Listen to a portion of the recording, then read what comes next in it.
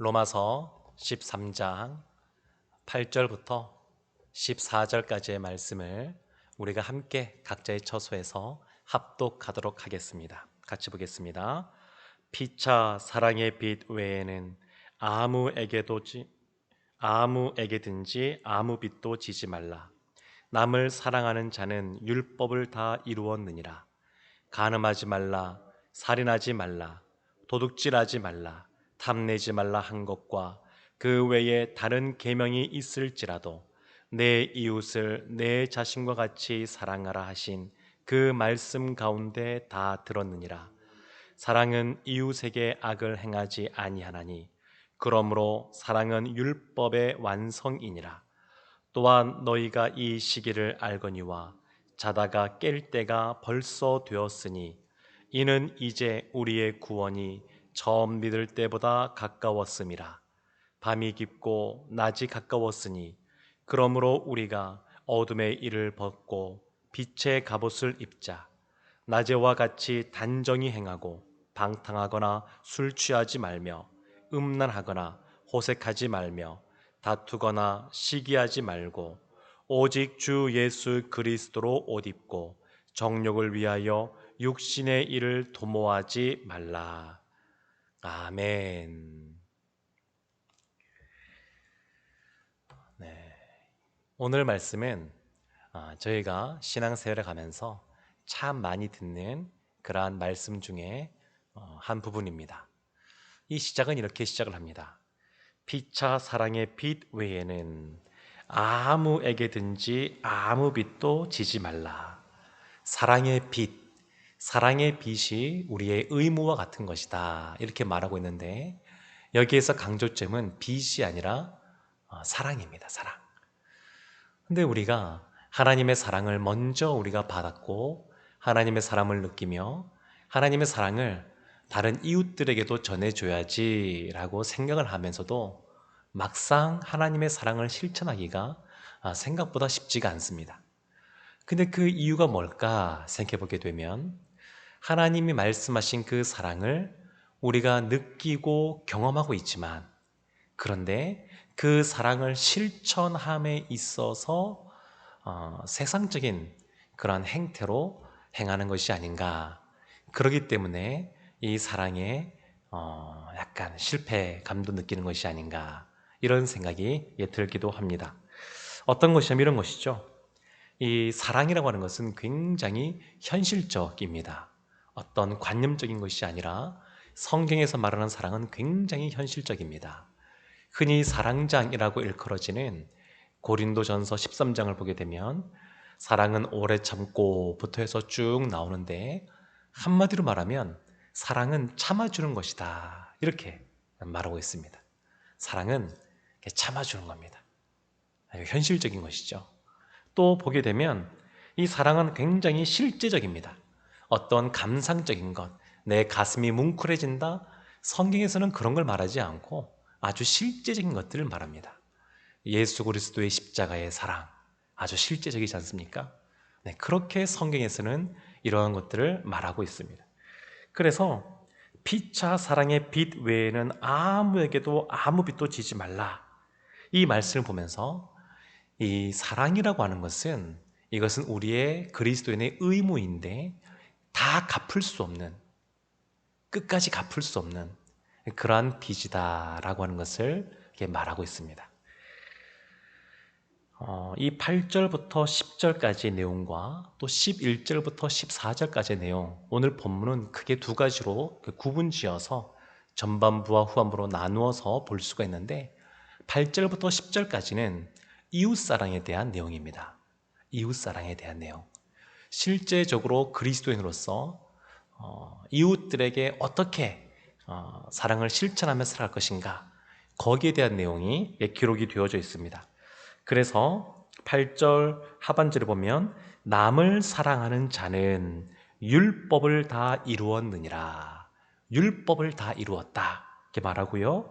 9절도 보게 되면 하반절에 내 이웃을 내 자신과 같이 사랑하라 하신 그 말씀 가운데 다 들었느니라. 내 이웃을 내 자신과 같이 사랑하라. 이게 이웃사랑 아니겠습니까? 이 말이 왜 나오냐면 9절 상반절에 간음하지 말라. 10계명 중에서 7번째 계명이죠. 살인하지 말라. 6번째 계명이고요. 도둑질하지 말라. 8번째 계명이고요. 탐내지 말라. 10번째 계명입니다. 10계명은 크게 1계명부터 4계명까지는 하나님에 대한 사랑, 하나님 사랑에 대한 내용이고 5계명부터 10계명까지는 이웃에 대한 사랑에 대한 내용입니다. 근데 이웃 사랑과 관련하여서 5계명과 9계명은 빠져 있지만 그러나 이 모든 것, 이 보게 되면 이 9절 중간에 그 외에 다른 계명이 있을지라도 그러니까 다른 계명까지 다 포함하여서 이것이 다 이웃 사랑에 대한 것이다 라고 하는 것을 말씀하고 있습니다. 내 이웃을 내 자신과 같이 사랑하라 하신 그 말씀, 이 말씀, 이 말씀 가운데 다 들었다고. 그러니까 10절에도 보면 맨 마지막에 사랑은 율법의 완성이라고 했는데 이걸 보면서 사랑은 율법을 대체하는 것인가 보다 라고 오해할 수 있지만 그렇지가 않습니다. 사랑의 이 모습 속에, 계명 속에 율법은 그럼 필요 없는 것이냐? 그것이 아닙니다. 지금 그 말씀 속에 다 들었다고 말씀하고 있지 않습니까? 그러니까 사랑은 율법을 대체하는 것이 아니라 율법을 다 포괄하는 겁니다. 율법을 다 포괄하는 것. 사랑은 그 모든 것들을 다 품고 있는 것입니다. 그러니까 이런 것은 존재할 수 없습니다. 율법이 없는 사랑, 이런 것은 존재할 수가 없습니다. 사랑은 그 율법을 다 포괄하고 있는 것이기 때문에 그렇습니다. 또 사랑이 없는 율법, 만약에 이 율법 가운데 사랑이 없다 그러면 오직 정죄만이 가득하게 될 것입니다. 그러니까 사랑은 율법을 포괄하는 것. 우리가 이웃을 사랑하라고 말하는데 그것 관련된 많은 계명들이 있는데 한마디로 말하면 그것은 사랑이라고 할 수 있습니다. 사랑. 우리가 사랑하는 겁니다. 사랑하는 것. 그것이 중요한 것을 볼 수가 있습니다. 11절부터 14절까지의 말씀 보게 되면 이제 이것은 무슨 내용이냐면 장차 있을 일에 대한 그러한 내용들입니다. 종말의 시대를 살아가는 성도들에게 주어지는 권면의 말씀입니다. 지금 8절부터 10절까지는 이웃사랑에 대해서 말씀하고 있지 않습니까? 얼마 전에 또 이번 주도 태풍이 또 온다고 하는데 얼마 전까지 우리나라에도 수해가 많이 났습니다. 비가 많이 와서 많은 분들이 수해를 입었습니다. 그때에 이웃을 사랑하라 라고 하는 계명이 있다 그러면 우리가 좀 더 구체적으로 실제적이고 현실적으로 그들에게 조금 더 다가가는 그런 모습이 있어야 되지 않았을까 그런 생각도 들고 있습니다. 우리가 차차 좀 더 이웃 가운데 하나님의 사랑을 실천하는 모습으로 우리 교회도 나가겠지만 그런 겁니다. 어떤 고통 가운데 있는 사람, 힘든 가운데 있는 사람 그럴 때에 그것을 구체적이고 현실적으로 현실적으로 또 실제적으로 그것을 실천해 나가는 모습 그것이 모든 율법에 있어서 이웃사랑과 관련된 그 율법에 있어서 그것을 실천하는 것이다 라고 볼 수가 있습니다. 또 우리가 11절부터 보는 이 말씀 속에서 보게 되면 이런 말씀이 있습니다. 11절에 또한 너희가 이 시기를 알거니와 이 시기가 뭐냐? 이 시기 바로 설명하는데 자다가 깰 때가 벌써 되었으니 이 시기라고 하는 것은 잠자다가 깨어날 때를 말합니다. 잠자다가 깨어날 때. 이때는 또 언제냐면 이는 이라고 하면서 하반절에 11절 이제 우리의 구원이 처음 믿을 때보다 가까웠음이라. 우리가 예수님 믿고 구원받은 하나님의 자녀가 되었습니다. 그런데 그 구원받은 모습이 이미와 아직이란 단어에서 설명하고 있는 것처럼 이미 우리 가운데 구원이 임했지만 아직 온전하게 임한 것은 아닙니다. 예수님이 재림하시면 그때에 그러한 구원이 온전하게 이루어지게 될 텐데 그러니까 예수님이 다시 오실 그 종말의 때 그때가 가까이 왔다라는 겁니다.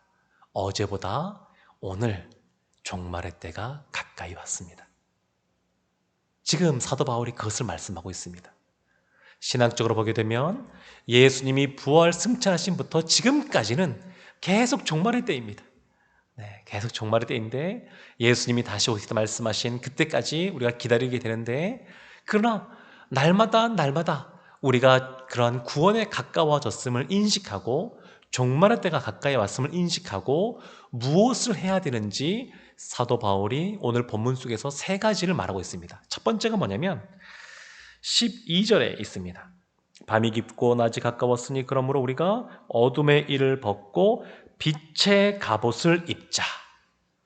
첫 번째는 뭐냐면 어둠을 벗고 빛의 갑옷을 입자라는 겁니다.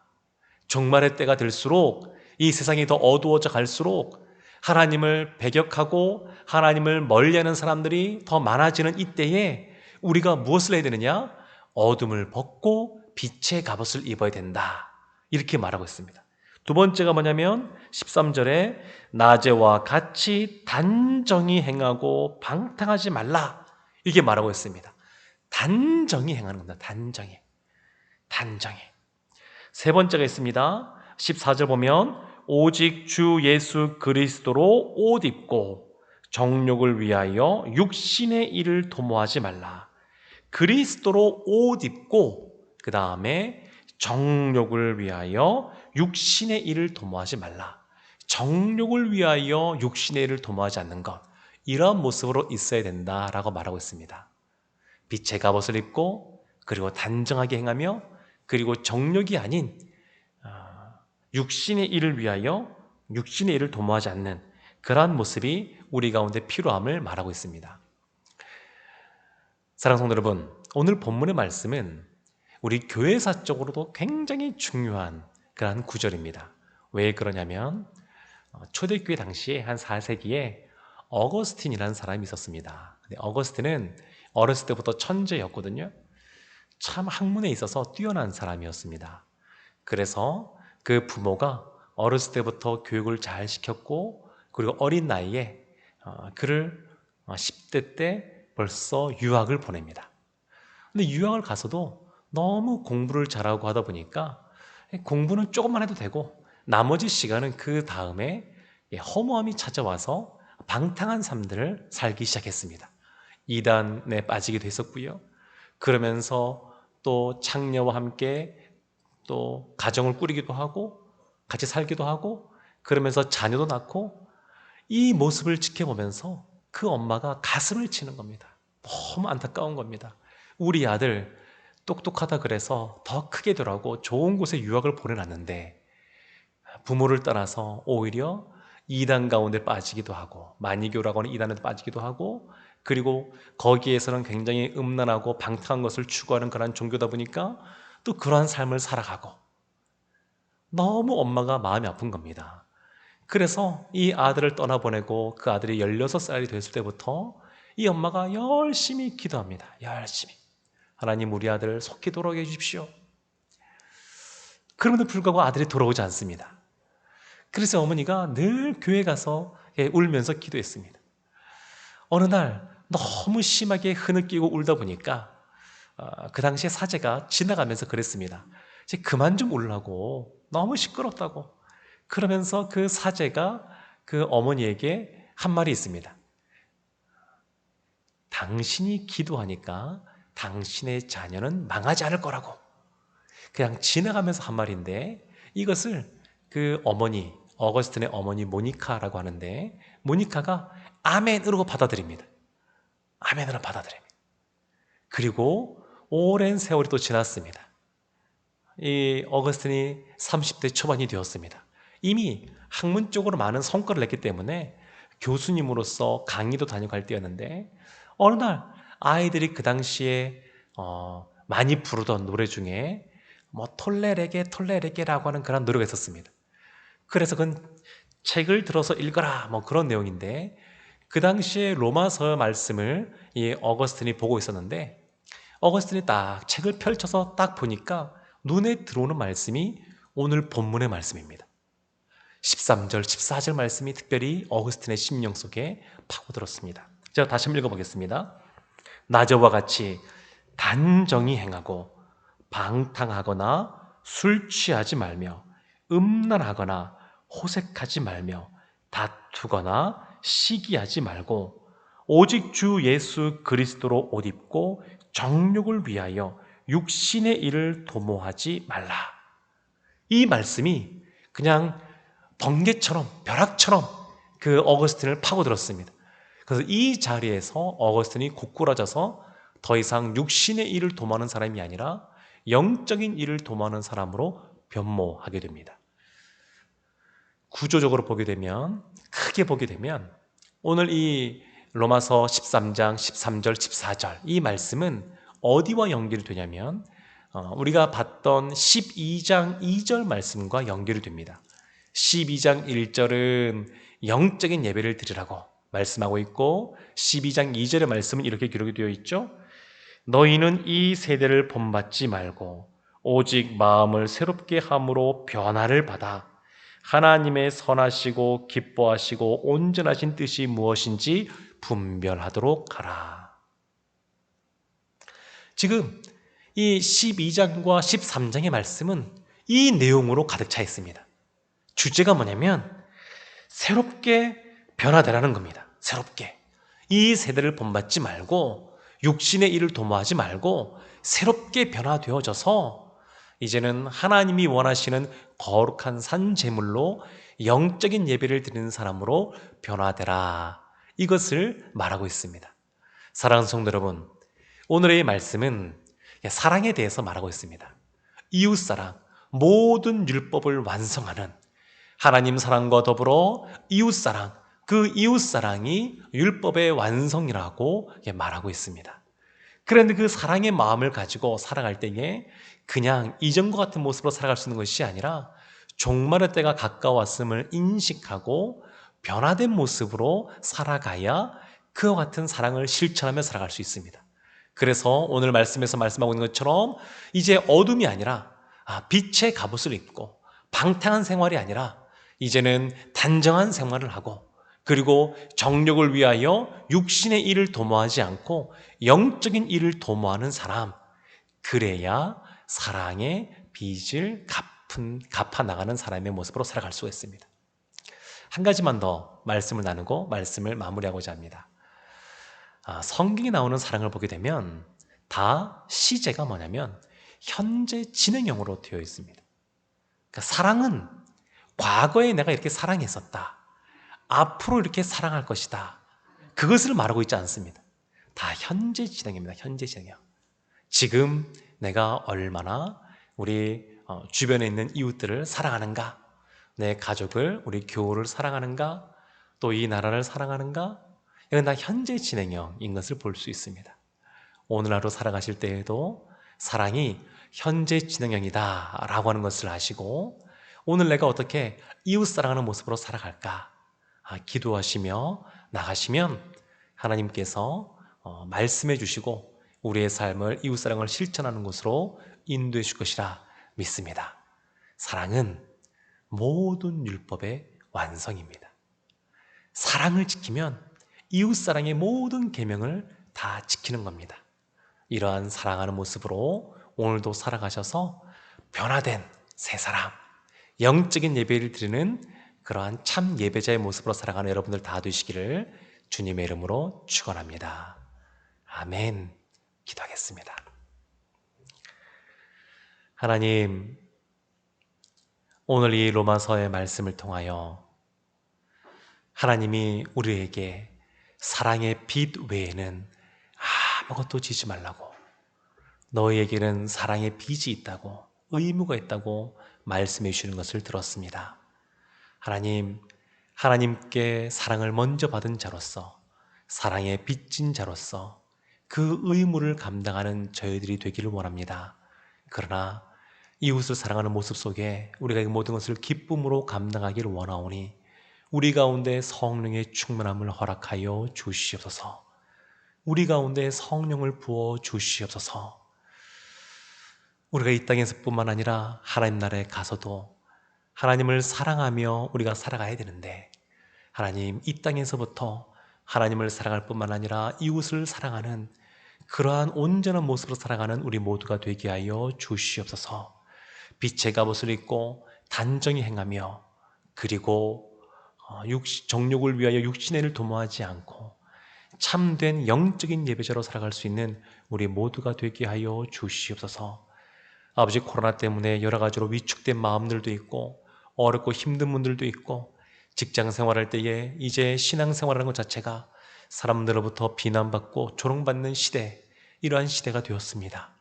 하나님, 긍휼히 여겨주시고 불쌍히 여겨주시고, 하나님, 이 세상과는 너무나 다른 하나님의 사랑을 받은 자로서 이웃을 사랑하는 모습으로 말미암아 예수 믿는 사람이 다르다라는 것을 보여주는 오늘 한 날 되게 하여 주시옵소서. 예수님의 이름으로 기도합니다. 아멘.